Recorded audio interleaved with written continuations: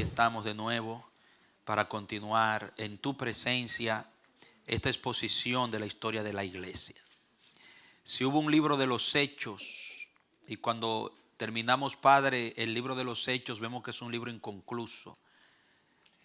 No termina de una manera final, lo que indica que la historia seguiría, y nosotros estamos explorando ese transcurrir de tu iglesia hasta nuestros tiempos. Danos la capacidad de poder concentrarnos una vez más, aprender para poder robustecer nuestra fe y ser auténticamente misioneros a la causa de tu reino como iglesia tuya en la tierra, en el tiempo que nos ha tocado vivir. Que podamos, mirando el tiempo pasado, saber cómo ajustarnos de una manera correcta en nuestra asignación como hijos e hijas tuyos que nos toca en este tiempo histórico en el que estamos viviendo. No permita que pasemos, Dios, desapercibido y que no cumplamos la misión para la cual nos llamaste al reino en este tiempo. Te pido que nos guíes, nos des convencimiento y claridad, dame la sabiduría y la forma para transmitir las ideas claramente por tu espíritu. Someto todo mi ser a ti y pido una vez más tu ayuda en el nombre de Jesús. Amén. Las costumbres de los valdenses.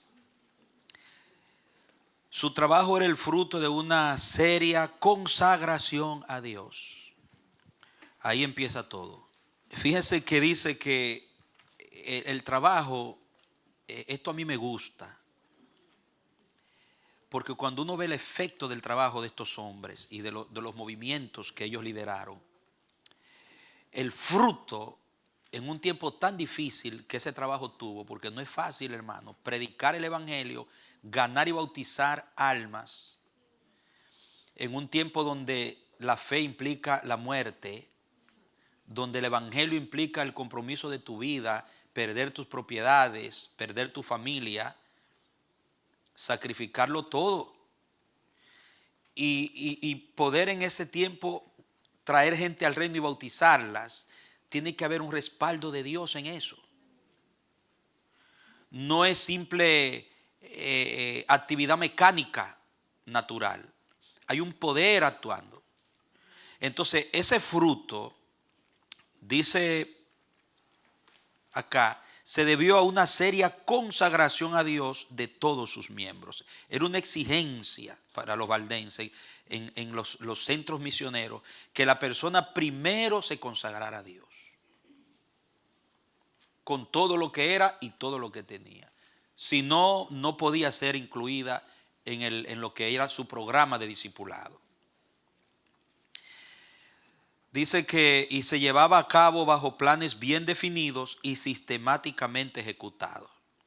Entonces esto operó de una manera tan marcante porque fue un trabajo bien estructurado, definido, con creyentes definidos. Que esto fue lo que no hicieron algunos grupos que se esfumaron en el camino. Muchos grupos empezaron, pero no se destacan en la historia. Están ahí, pero esos grupos se esfumaron porque primero no se dedicaron a la enseñanza y segundo, no se estructuraron en base a un objetivo definido.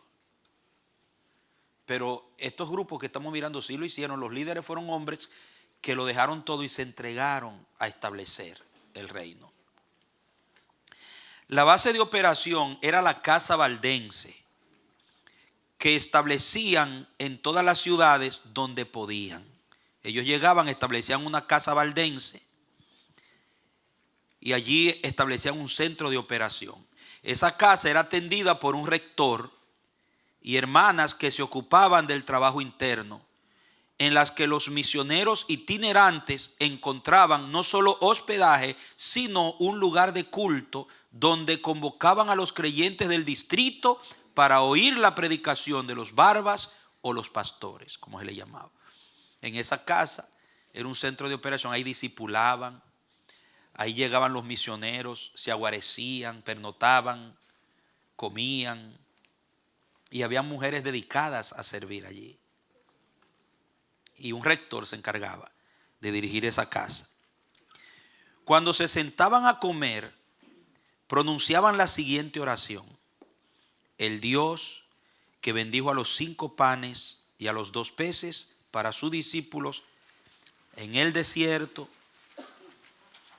bendiga los alimentos que están sobre esta mesa y los que serán traídos. Oiga, oraban por los que estaban y por los que iban a ser traídos también.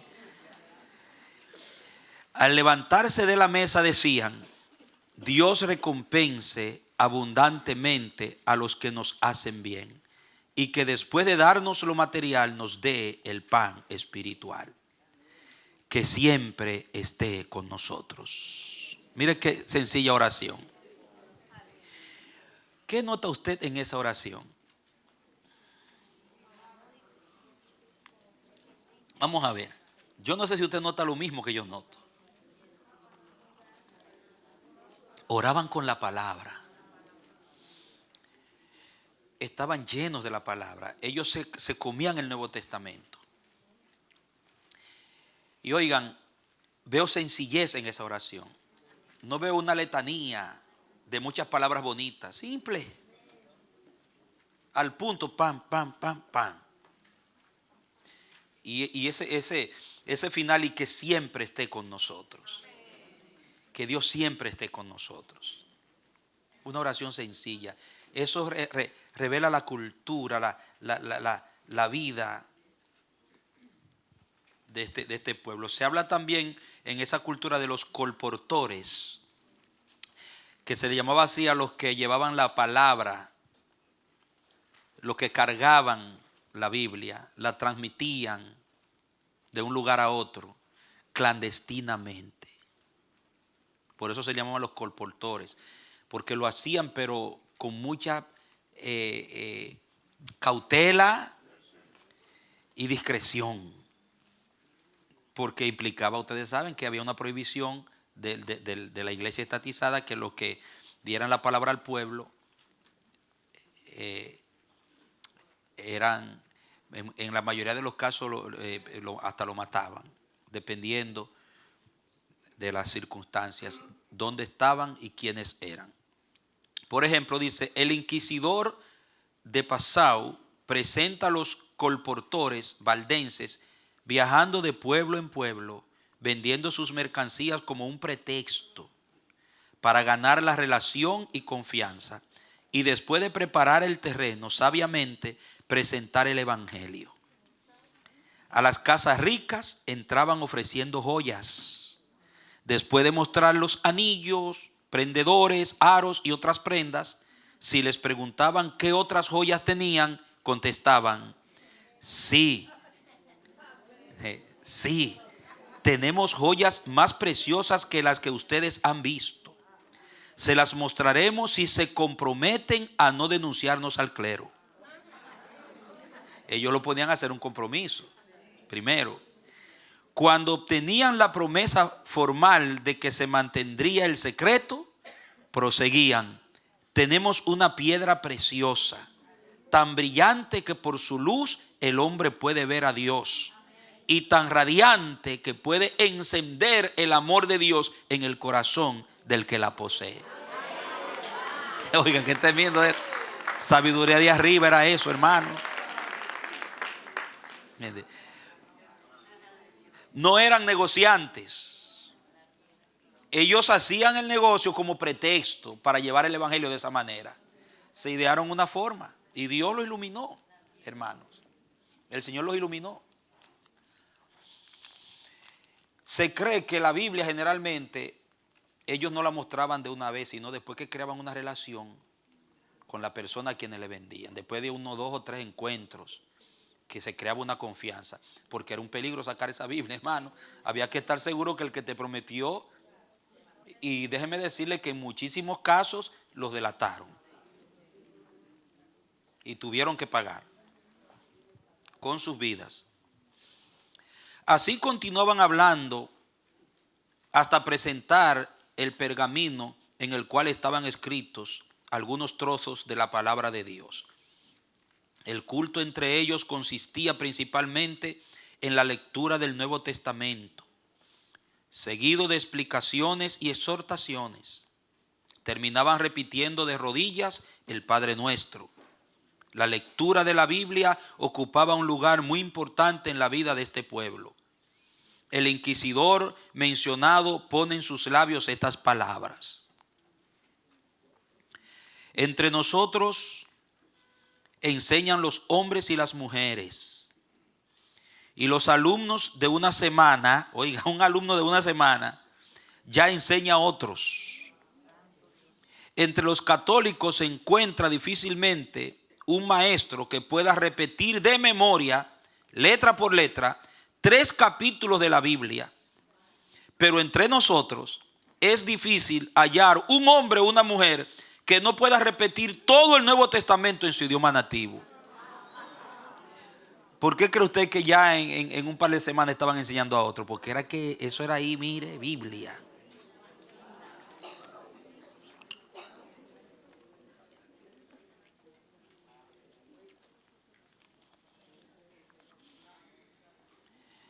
Entonces eso preserva, porque lo que preserva es la palabra, hermano. Yo quiero mostrarle algo en Hechos 20, póngalo en una esquinita ahí de ahí al lado, Hechos 20, póngamelo ahí, verso 28 en adelante. Cuando Pablo iba predicando y se iba de Éfeso, y él dice: ustedes no verán mi rostro, reúne a los ancianos y le encarga la obra. Dice: por tanto, mirad por vosotros mismos y por todo el rebaño en que el Espíritu Santo os ha puesto por obispos, para apacentar la iglesia del Señor, la cual ganó por su sangre. Porque yo sé que después de mi partida entrarán en medio de vosotros lobos rapaces que no perdonarán al ganado, o al rebaño realmente. Y de vosotros mismos se levantarán hombres que hablen cosas perversas para llevar discípulos tras sí. Por tanto, velad acordándoos que por 3 años, de noche y de día, no he cesado de amonestar con lágrimas a cada uno. Y ahora, hermanos, os encomiendo a Dios y a la palabra de su gracia. ¿A qué los encomienda? Y a la palabra de su gracia, el cual es poderoso para sobreedificar y daros herencia con todos los santificados. Esa traducción dice el cual, pero hay una traducción que dice la cual, refiriéndose a la palabra. Algunos dicen que las 2 traducciones se hacen posible en el original, por la construcción del original. Pero lo que quiero resaltar es que Pablo encomienda a la iglesia a Dios y a la palabra. La palabra encomendar es poner algo al cuidado de alguien para que lo cuide, lo preserve. Entonces, donde se abre la Biblia, se predica la Biblia, se enseña la Biblia, se disipula con la palabra, la obra permanece, hermano. Por eso en los Hechos también dice que la palabra crecía y los discípulos se aumentaban. Y ese era el trabajo de los valdenses. ¿Dónde lo descubrieron? En el Nuevo Testamento. Ellos no reinventaron la rueda. Por eso resistieron la hoguera, resistieron la espada, resistieron a quienes los perseguían y los mataban. Porque era un verdadero discipulado. Hoy nosotros tenemos iglesias llenas con 20,000, 30,000, pero que venga una persecución a ver cuántos quedan. Ahí nos vamos a dar cuenta. Que comiencen a cortar cabeza para que usted vea cuántos quedan.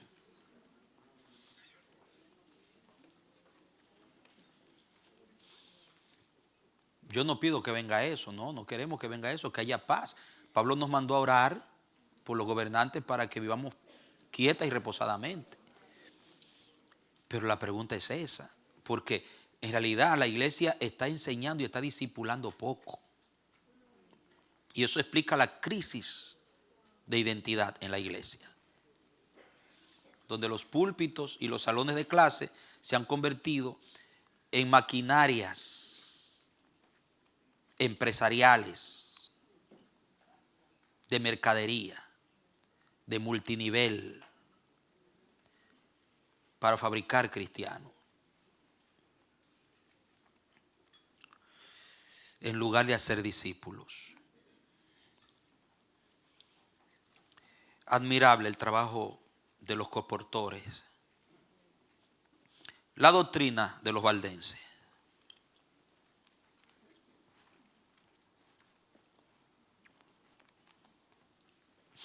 Al revisar los escritos de los valdenses y los de sus adversarios, notaremos que las creencias religiosas de los valdenses es la misma que profesan las iglesias evangélicas de nuestro tiempo. Las escrituras o las sagradas escrituras era para ellos su única regla de fe y práctica. Todo lo que pudiera demostrarse por medio de ella era para ellos divinamente revelado.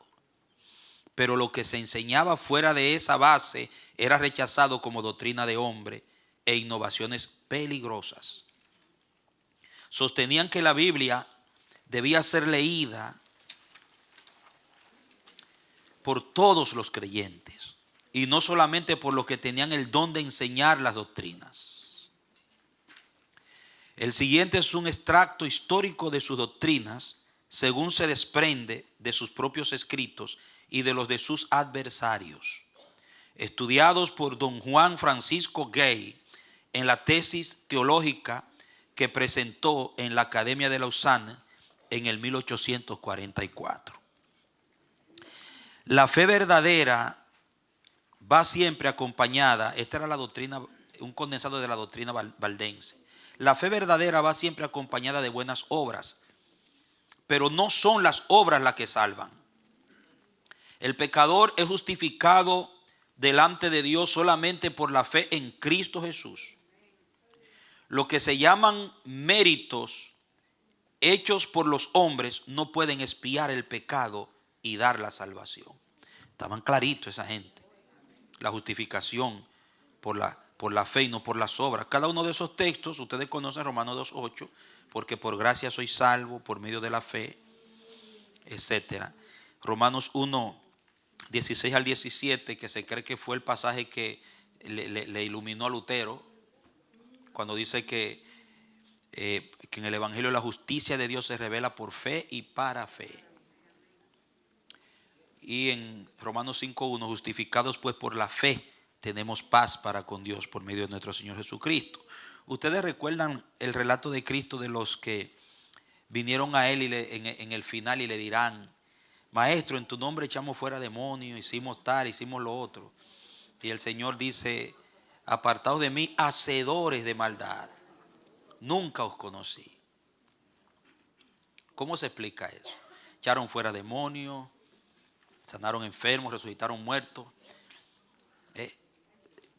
Hermano, a mí me dio mucho trabajo para entender ese pasaje hasta que el Espíritu, porque Jesús dice: nunca los conoció, o sea que esos no eran nacidos de nuevo. Entonces, primero la respuesta de Jesús: nunca os conocí, hacedores de maldad. O sea, todo eso que ustedes me dicen que hicieron en mi nombre eran maldades, porque están hablando de lo que ellos hicieron. Y Él le dice: hacedores de maldad.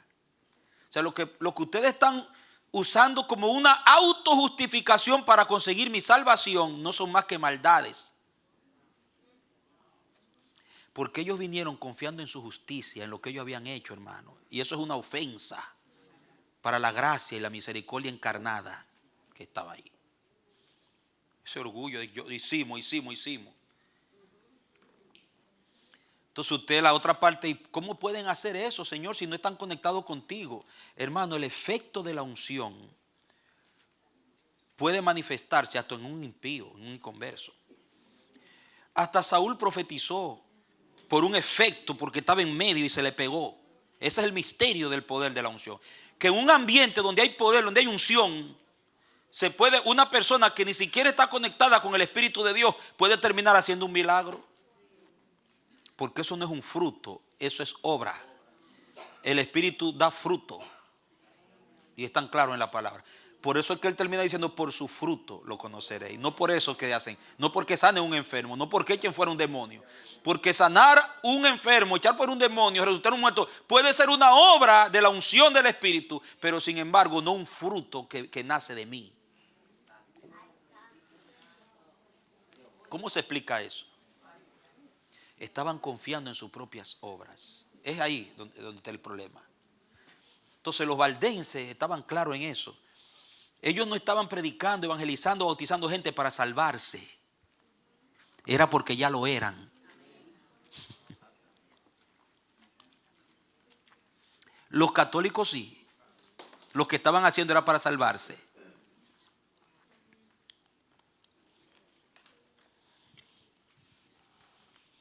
Seguimos. La misa es una abominación a Dios. Cristo fue ofrecido una sola vez por los pecados de muchos. Hechos 7:27 habla de eso. Perdón, Hebreos, gracias, 7:27 y 10:12. Que habla de que Él fue entregado una sola vez, con una sola ofrenda, hizo perfecto. Bien. Dice que la misa es una abominación a Dios. ¿Por qué? Porque pervierte lo que es el sacrificio de Cristo. Saben que la misa, por el asunto de la transustanciación, consistía en como matar a Cristo otra vez, presentar a Cristo otra vez como que se está entregando, sacrificarlo de nuevo. Las indulgencias que concede la Iglesia romana no tienen ningún valor. El purgatorio es invención humana. Póngame ahí Hebreos 9:27. Ustedes tienen que conocer este versículo. Hebreos 9:27 dice, y de la manera que está establecido para los hombres que mueran una sola vez, y después de esto, ya, punto. Una sola vez, y después de esto el juicio. Y en Juan 11:26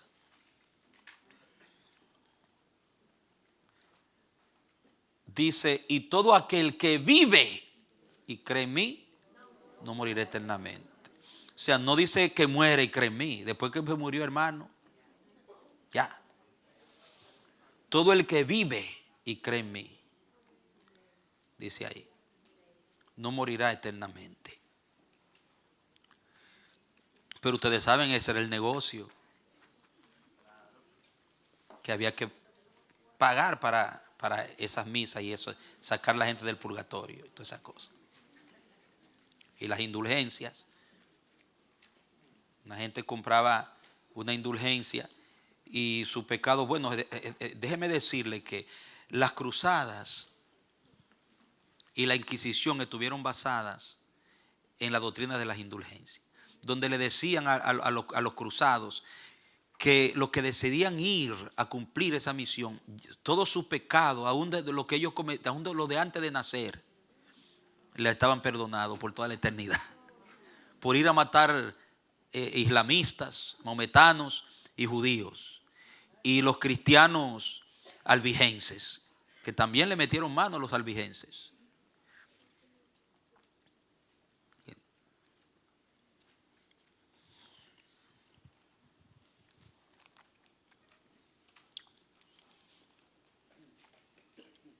Jesucristo es el único mediador entre Dios y los hombres.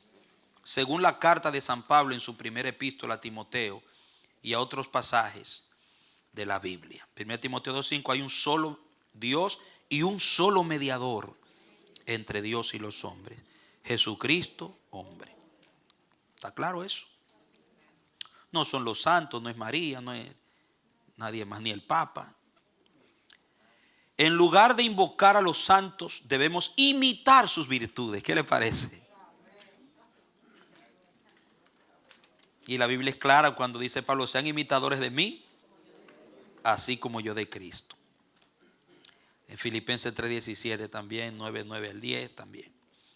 El culto de los santos y las imágenes es una idolatría que Dios desaprueba. La Virgen debe ser venerada e imitada, pero no adorada, pues el culto se debe a Dios únicamente. Usando la palabra venerar como respeto. Respetada y admirada. e imitada, pero no adorada, pues el culto se debe a Dios únicamente. En 1 de Juan 5:21 dice, hijitos, ¿qué dice? Guardaos de los ídolos. Y en Éxodo 21:4 ustedes saben el primer mandamiento, no hacerse imagen de nada. Solo es iglesia verdadera, decían los valdenses.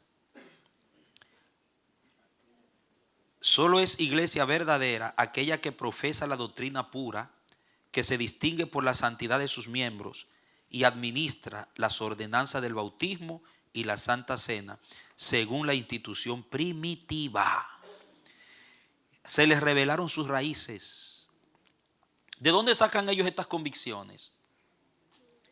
Para poder distinguir lo que es la iglesia verdadera. ¿Qué argumento utilizaría usted para usted saber cuál es la iglesia verdadera? ¿Entiende? Pero a usted un líder espiritual le agarra y le dice, bueno, esta iglesia es de Dios porque aquí se sana la gente. Porque aquí prosperan la gente. Aquí crecemos, mira. Esta es la iglesia verdadera. Los valdenses no veían eso. Cuando ellos se conectaron a la iglesia primitiva, vieron qué era lo que distinguía, cuál era la identidad de esa iglesia. Gente consagrada, una doctrina pura. Entonces, para ellos, una iglesia verdadera, ellos tenían una identidad clara de lo que era una iglesia verdadera, porque ahí estaba Roma, estaban los ortodoxos, y ellos veían. ¿Por qué dicen que es aquella que la doctrina pura? Porque había una mezcla de tradiciones, doctrina de hombre. Un cristiano maduro que lee la Biblia y la entiende y se le ha revelado Dios en su palabra, puede hacer diferencia en lo que es mandamiento de hombre y lo que es palabra de Dios. Entonces, también que por la santidad de sus miembros, había una corrupción y una inmoralidad terrible, una falta de integridad, una manipulación, motivaciones dañadas. Y también que administra las ordenanzas del bautismo y la Santa Cena según la institución primitiva, porque no así la administraba la iglesia católica. Como vimos en las enseñanzas pasadas, era un ritual que tenía mucho sincretismo con el paganismo. La práctica de la misa, el levantamiento de la hostia como la señal de la luna, y todo lo que se hacía allí era una mezcla de ritual pagano con el ritual cristiano. Hay indicios claros de que el culto católico romano y su ritual, sus liturgias, tienen un sincretismo de 3 fuentes, que es la fuente judía, la fuente pagana, romana y la fuente cristiana. Se juntan esas 3 factores. Usted ve en el sacerdocio católico atuendos y formas que están en el Antiguo Testamento.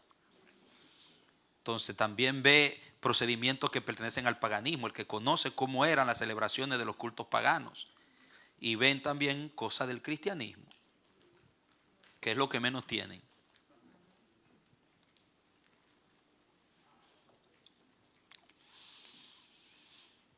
Dice que la iglesia de Roma no es la verdadera iglesia de Cristo.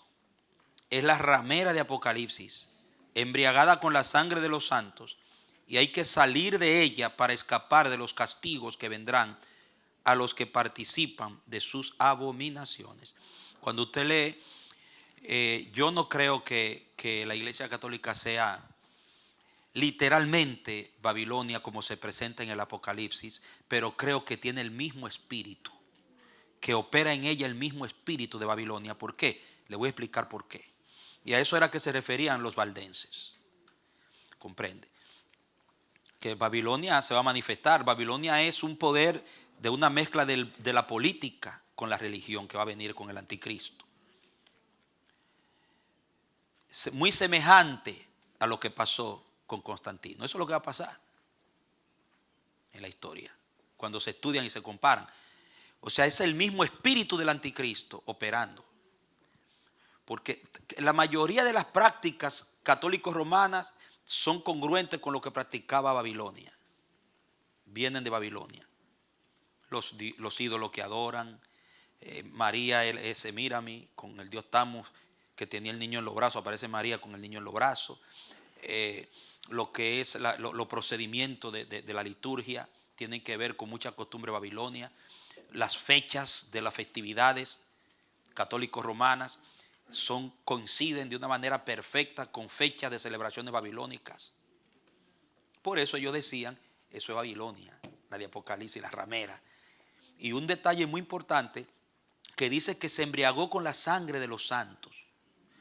Y eso fue lo que hizo la Iglesia Católica. Mató cristianos, protestantes, cristianos disidentes como cosas locas, con las cruzadas y la Inquisición. Entonces ellos la distinguieron ahí, ese eres tú. Imagínense cuando ellos discipulaban un ex católico y le enseñaban y se le abrían todas esas cosas, hermano.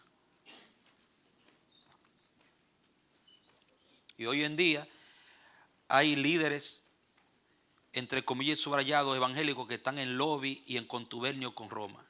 Quieren unirse, y que líderes famosos que no conocen su historia, no conocen sus raíces. Vuelvo y repito, no significa que en la Iglesia Católica no tengamos hermanos convertidos que le sirvan al Señor, porque no es un asunto del recinto, de la organización, es el corazón.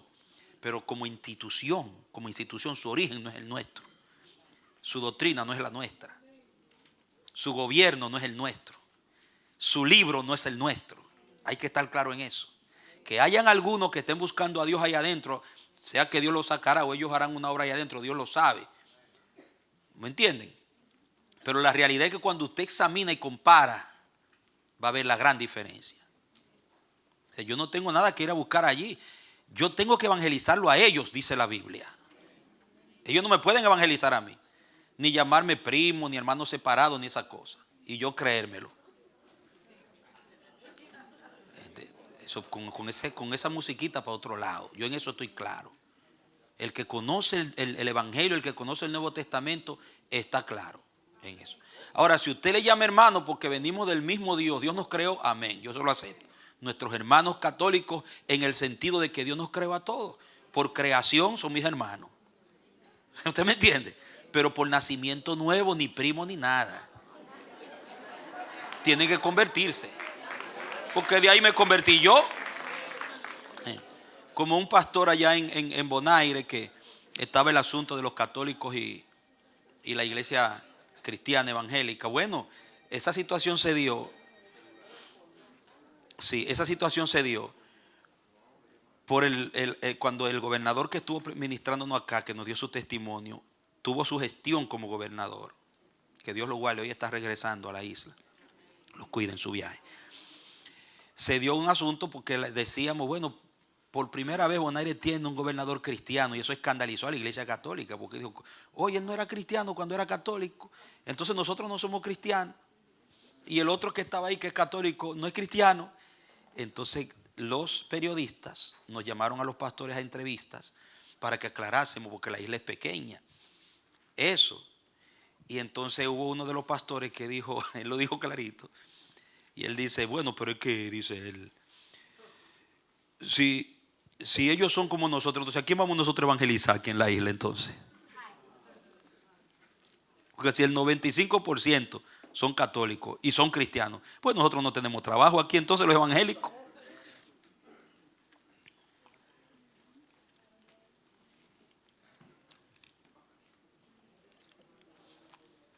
Entonces no, vamos a estar claros, los valdenses estaban claros en su tiempo y costaba la vida, hermano. Esto que ellos pusieron costaba la vida. Las rameras son Babilonia y hay que salir de en medio de ellos.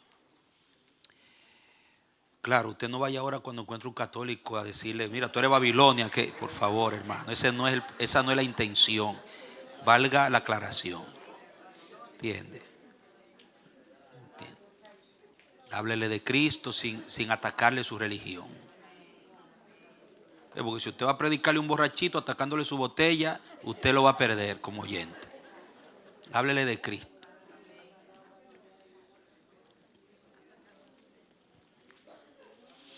el Papa, decían ellos, es el hombre de pecado e hijo de perdición, mencionado en 2 de Tesalonicenses capítulo 2. ¿Usted cree que era por juego que lo mataban, hermano? Es que no eran fáciles. Que le digan que el Papa es el anticristo en ese tiempo, hermano. Y lo enseñaban, y hasta un libro escribieron llamado El Anticristo. 2 de Tesalonicenses 2:5. Fíjese que yo no estoy seguro de que sea el Papa el anticristo. ¿Okay? Nosotros no estamos seguros de eso. Va a ser un personaje real, un gobernante que vendrá. ¿Me entiende? Que no es el Papa actual, por lo menos yo sé que el de ahora no es. ¿Me entiende? Si saldrá de ahí yo no sé. De algún sitio saldrá. Porque la Biblia dice que va a aparecer. Algunos piensan que tendrá sangre judía, será algún polaco, una cosa así, o un romano, porque dicen que los judíos no van a hacer un pacto con nadie que no sea judío, o sea, porque ellos van a hacer un pacto con el anticristo y después lo van a romper, y ahí es que viene la persecución, la gran tribulación.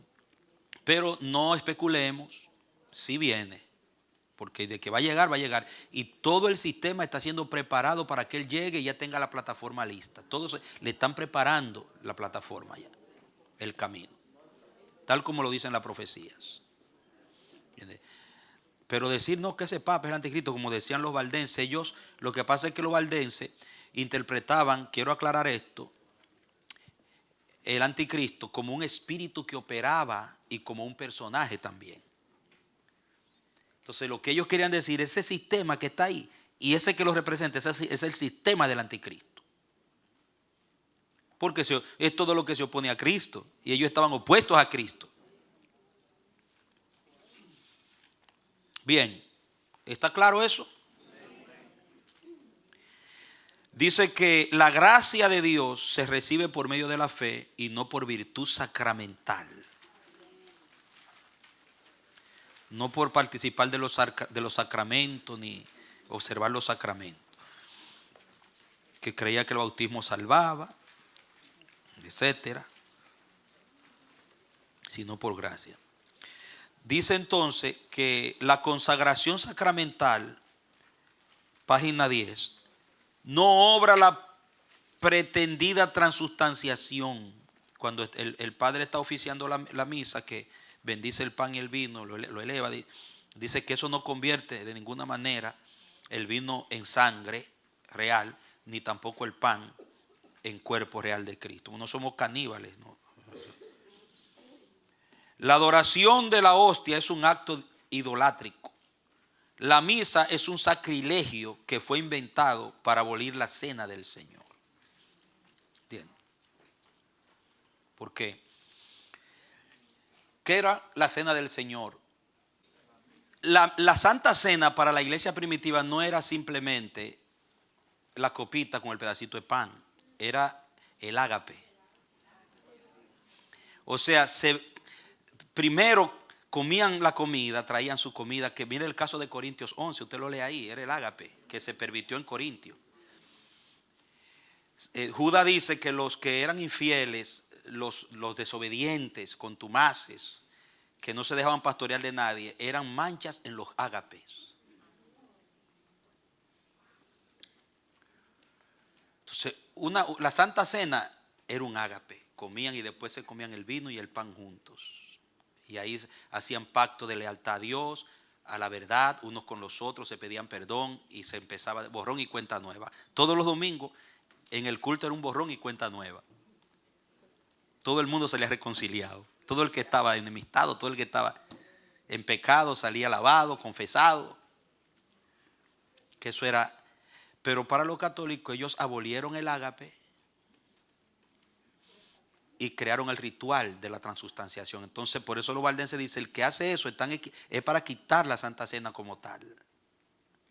Y eso fue lo que hicieron. Continuamos. Hay que confesar los pecados tan solamente a Dios. Las penitencias no son necesarias. Cristo perdonaba y enviaba en paz a los hombres sin imponerles penitencias. Ni yo te condeno, vete y no peques más. En paz, tranquilo. Porque Cristo no era un negociante de la religión.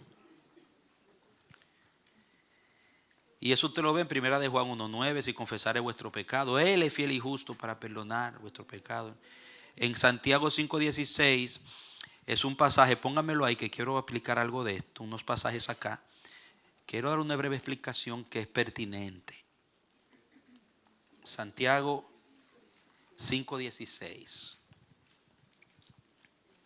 dice: confesaos vuestras ofensas unos a otros y orad unos por otros para que seáis sanados. La oración eficaz del justo puede mucho. En el contexto habla de los que están enfermos, oren, y los que están alegres canten alabanza. Habían hermanos que estaban enfermos y Santiago está enseñando en su contexto judío, hebraico, como pastor de la iglesia. Me imagino que era una iglesia de más corte judío que otras cosas. Y dice: es posible que la enfermedad pueda venir porque hay enemistad, hay pecado entre los hermanos. Esa es la idea. Entonces, ustedes confesándose sus pecados se pueden sanar. Y llamen también a los ancianos que le unjan con aceite. Entonces, ahí está hablando de la confesión común de una ofensa entre hermanos, como Cristo lo enseñó. Esa es la base que tiene Santiago. No está hablando de que yo tengo que a un sacerdote.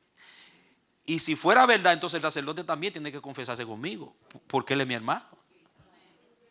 Pero ¿con quién se confiesa el sacerdote?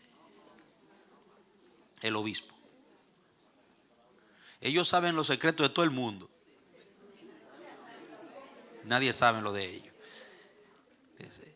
Entonces, una interpretación de eso correcta es: arreglen sus asuntos. Ahora, el pasaje que ellos más usan es el que dice: a quienes remitiereis los pecados, que es el que está en Juan, les serán remitidos, y a quienes se los retuvieren. Entonces, esa es la llave que se le dio a Pedro, según ellos.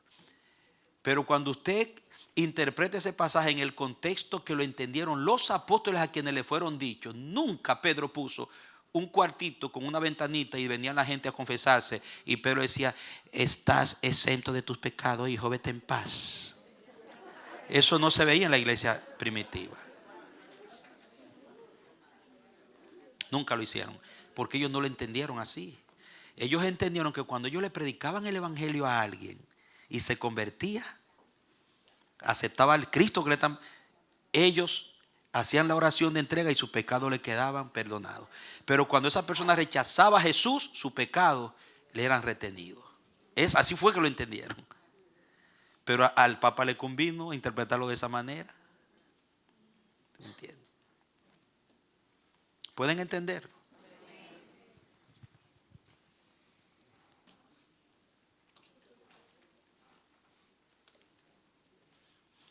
Hay que rechazar los ritos papistas del matrimonio.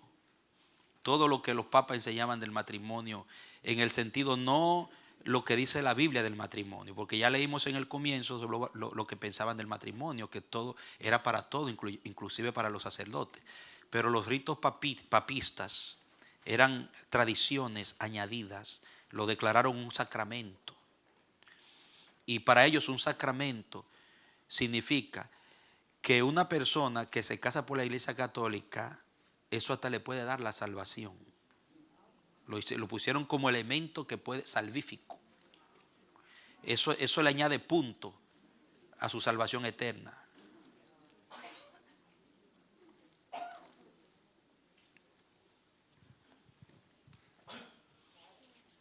La extrema unción como preparación para la muerte no fue establecida por Cristo ni por los apóstoles. Lucas 23:43. Vamos a ver qué dice ese versículo ahí. No me acuerdo qué dice ese versículo. Dice: entonces Jesús le dijo: de cierto, que hoy estarás conmigo. Ah, ok, en el paraíso. No le dio extrema unción ahí, le dijo: tú estarás conmigo. De una vez, en vivo y en directo. Bien. Entonces, eso es también doctrina de hombre, la extrema unción. Constantino, cuando se iba a morir, fue que le dieron la extrema unción y lo bautizaron con ramitas, con cositas así. porque si él no se bautizaba se perdía, según la creencia. Y ¿cómo es que le llaman cuando un padre viene a un velorio y le hace el rezo al muerto? Hay un nombre que le dan. La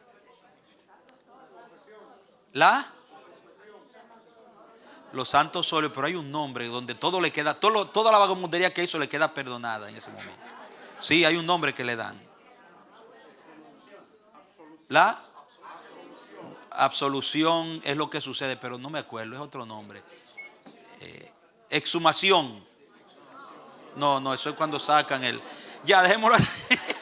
Yo lo voy a conseguir, pero la idea es que esa persona pudo haber vivido como un demonio. Y porque viene el sacerdote y le hace todo allí, ya. Y después el chequecito, mándeselo. Algunos, hermanos, no todos. Algunos. Hay sacerdotes que ellos son muy de la gente y no cobran por esas cosas. Algunos.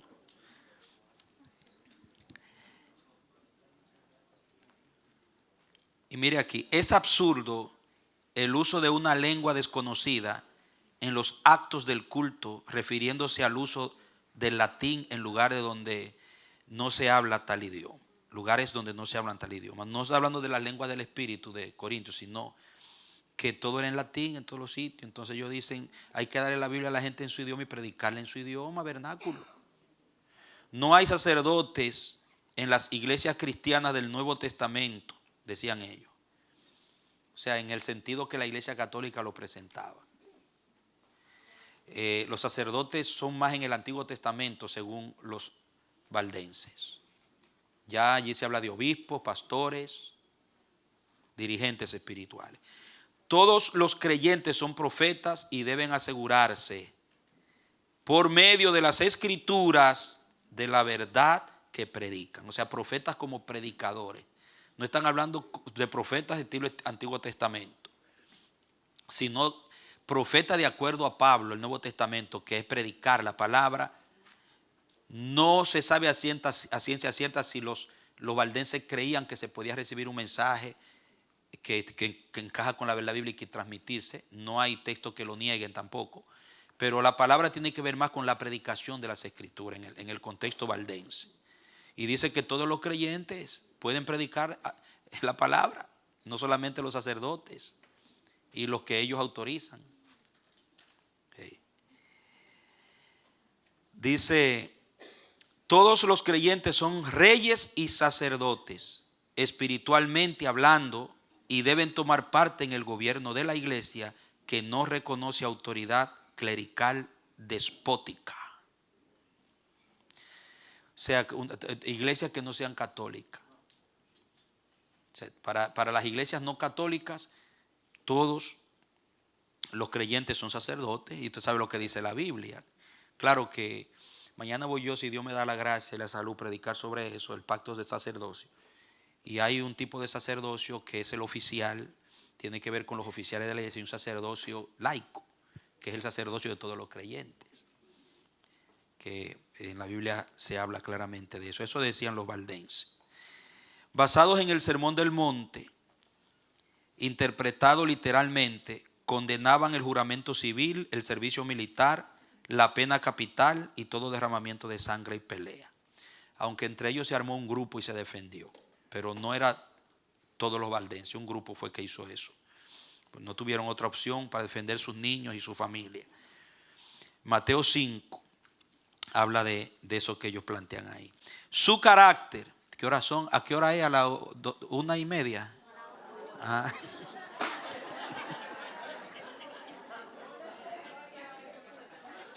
Su carácter, mire qué tremendo esto. A su pureza doctrinal añadían una santidad de vida que confundía a sus más encarnizados enemigos. Leemos a continuación otra descripción del inquisidor de Passau. Se les puede conocer por sus costumbres y conversación. Ordenados, modestos, sencillos en sus vestidos, que son de paño, ni lujoso ni burdo. No comercian por no exponerse a mentir, jurar o engañar. Viven del trabajo de sus manos. Sus maestros mismos son tejedores o zapateros. Se conforman con lo necesario. Son castos, sobrios, no frecuentan las tabernas ni los bailes, porque no les agradan tales frivolidades. Para ellos eso eran frivolidades. Asiduos al trabajo, encuentran, sin embargo, tiempo para estudiar y enseñar. Se conocen hasta en sus conversaciones, precisas y modestas. Rehuyen toda calumnia y hablar chancero, ocioso, como también la mentira. No juran, ni siquiera dicen en verdad o ciertamente, porque para ellos eso sería lo mismo que jurar. Hermano, no eran simple bla bla bla, no. Mire, dice, admirable sabiduría de Dios, que dispuso que el elogio de sus siervos fuese escrito por sus mismos verdugos y conservado a través de los siglos hasta nuestros días. Sus enemigos lo describen así, imagínense. Eso eran los valdenses. Ahí usted va a leer en casa su literatura, muy interesante. Luego, la persecución de los valdenses, ahí habló algo sobre la persecución contra ellos, verdaderamente escalofriante. Después viene Wycliffe y los Loyardos, le hace eso, que ahí vamos a hablar en la próxima clase, primero Dios, de los siguientes destacados prerreformadores. Así es, amado, que esto es el cordón genético nuestro. Quiero que ustedes tengan eso claro. Este es nuestro cordón genético, no otro. ¿Ok? No se deje engañar. De ahí venimos. Ahora, yo quisiera cuando usted compara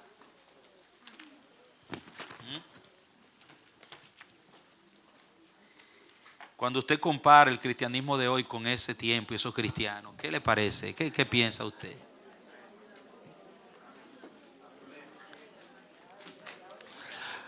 A veces pensamos que Dios no, que cuando, miren, esos maestros eran tan exigentes con sus discípulos, porque ellos sabían que se estaban enfrentando a un sistema que ellos tenían que preparar bien a sus creyentes. Ellos tenían que formar hombres y mujeres de columna vertebral espiritual, maduros, no gente susceptibles. Y les enseñaban los principios del Sermón del Monte. Esa era una de sus bases de enseñanza más tremenda, el Sermón del Monte. Y los enseñaban a distinguir la falsedad de la verdad. No teología, hermano. Doctrina bíblica. Pedagogía del espíritu. ¿Por qué? Porque en la mayoría de los casos la teología es una pedagogía del hombre. Pero la doctrina bíblica es pedagogía del espíritu. Y la diferencia, oiga esto, entre un creyente enseñado por el espíritu y uno enseñado por el hombre tiene que notarse.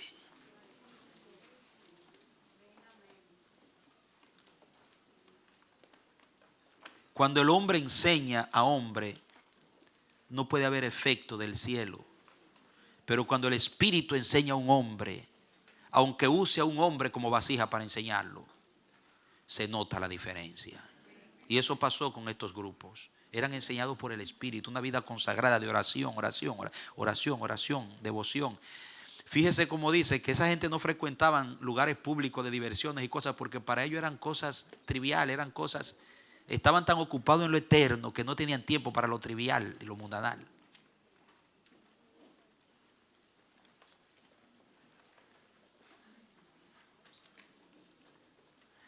Muchas cosas tienen que mejorar en nosotros. Amén. Pastor Santiago, terminen en oración. Yo siento que usted ore para terminar esta clase. Venga. Siento por el Espíritu que el siervo Santiago eleve la oración de terminar. Póngase de pie y vamos a orar. Tomémonos de la mano. que Dios restaure la vida primitiva de la iglesia.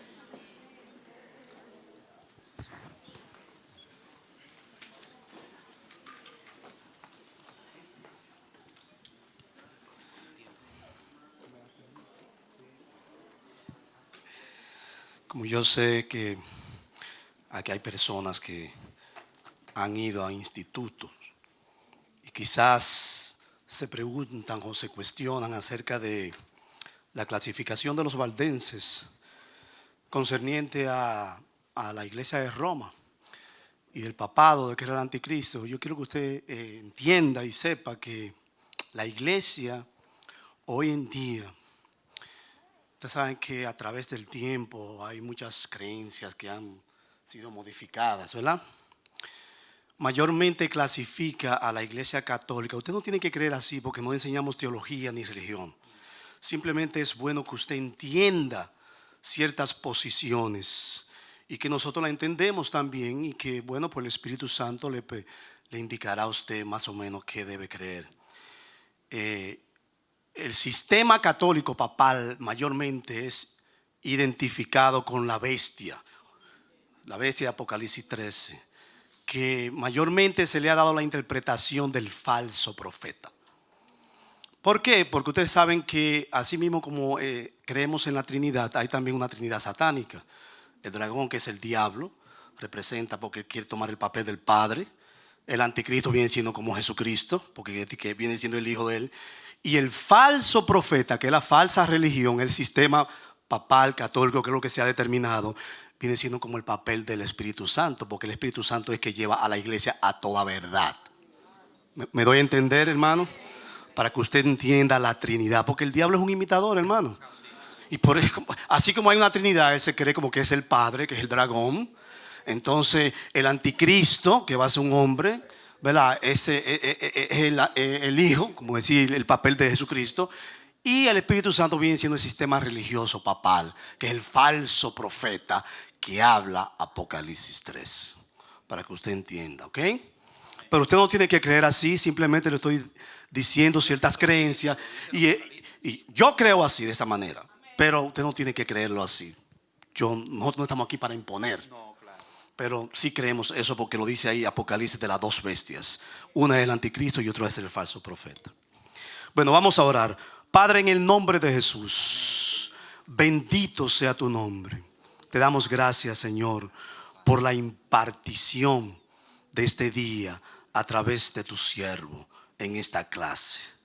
Nosotros, Padre, nos humillamos delante de ti, Padre, y la verdad que mirando la historia, la vida de estos hombres, el sacrificio y el precio que se tuvo que pagar para que hoy en día nos llegara el mensaje, el evangelio puro, Señor, como fue enseñado por tu primera iglesia, Señor, nos hace ver a nosotros tan incompetentes, Señor, porque vivimos una vida muy acomodada, Señor.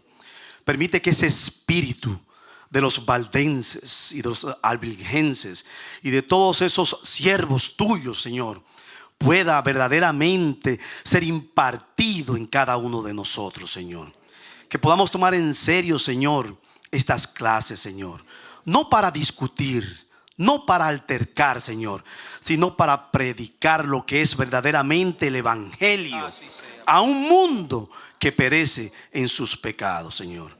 Que podamos darle a entender lo que es verdaderamente la sana doctrina. Amén. Que podamos darle a entender que somos pecadores y como pecadores necesitamos un Salvador, y que ese Salvador es el único que nos puede salvar. Que no hay obra en esta vida que pueda ser el hombre que nos pueda salvar, sino que esa salvación ya estuvo efectuada y elaborada y finiquitada en la persona de nuestro amado Salvador. Gracias, Señor. Gracias por habernos traído acá en esta tarde, Señor. Permite que este interés y este espíritu de querer aprender, esta hambre, esta sed que tú has depositado en este grupo, Señor, nunca perezca, sino que vaya como la luz de la aurora, un aumento cada día, Señor. y que a través de este conocimiento impartido, Señor, a través de tus siervos, Padre, nosotros podamos vivir primeramente en nuestras vidas, Señor, y con nuestro ejemplo predicar a un mundo que perece, Señor. Gracias, Señor. Nosotros bendecimos a este pueblo. Señor, te pedimos que tú los acompañes ahora, Señor, que van a sus casas, que le des descanso y que mañana los puedas traer, Señor, para seguir alabando y glorificando tu santo y divino nombre. Gracias por tu siervo Manolo, Señor, por nuestro pastor. Sigue dándole a ellos, revelándole cada día más, impartiéndole cada día más a ellos, dándole más sabiduría, más inteligencia, Señor, más conocimiento, Padre, puro, sano de la doctrina, para que ellos puedan seguir impartiendo, Señor, tu evangelio, como ha sido, oh Padre, impartido desde la primera iglesia. En el nombre de Jesús, gracias. A ti damos toda gloria y toda honra, en el nombre de Jesús. Amén y amén.